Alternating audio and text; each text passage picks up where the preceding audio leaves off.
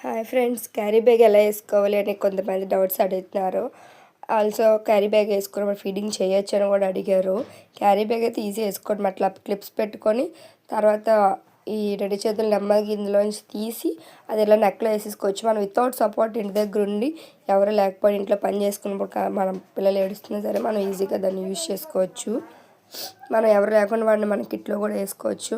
So అందుకే ఇది use అవుతుందని మీకు ఉపయోగపడుతుంది ఈ వీడియో తీసాము.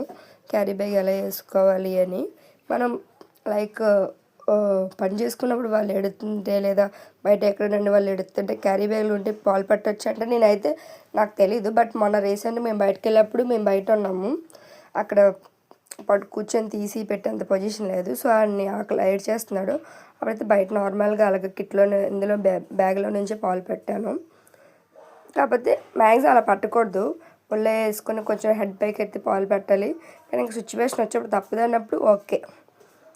కానీ అయితే బాగానే మంచిగానే ఉంటాడు, ఎప్పుడు కిట్లో మ్యాక్సిమం ఏడడు, హాయిగా ఉంటాడు. బయటకు వెళ్ళినప్పుడైతే ఇంకా బండి ఎక్కగానే పడుకుని పోతాడు. చూడండి ఎలా చూస్తున్నాడు కిట్లో వేసాక, మంచిగా బాగా happy. Please subscribe my channel, like, share, comment. మీకు ఏమైనా డౌట్స్ ఉంటే కామెంట్ చేయండి, సపోర్ట్ చేయండి మా ఛానల్ని. Thank you.